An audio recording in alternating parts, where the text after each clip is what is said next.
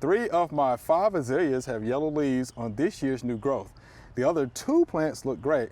On May the 2nd, I tried sprinkling about half a cup of iron sulfate around each of the 3, about 8 to 12 inches from the base, and watering that in, but I haven't really seen much improvement.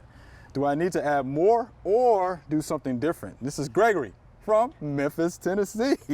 So 5 azaleas, 2 are doing pretty good, look great. The other 3, yellow leaves. So, yeah. So could pH be an issue, maybe? Yeah, I mean, when it's spotty like that, we also think, are there some areas of that bed that might be drained differently? Same thing.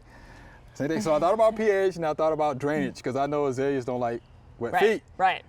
So that could definitely be a difference. But he tried the iron sulfate. Yeah, and so then you start to think about primary or secondary factors. So if it's poor drainage and we start to have some root issues or even beginnings of root rot, then they're going to be less able to, take up some of those nutrients that you're trying to correct a potential deficiency. Because azaleas need iron, of course, the lower pH. Yeah. So no, you're exactly right though. Yeah, so I'm thinking your drainage may be a problem and your pH could be a problem as well. Yeah.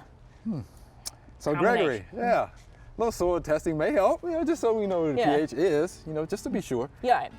And build that area up if you do have poor drainage.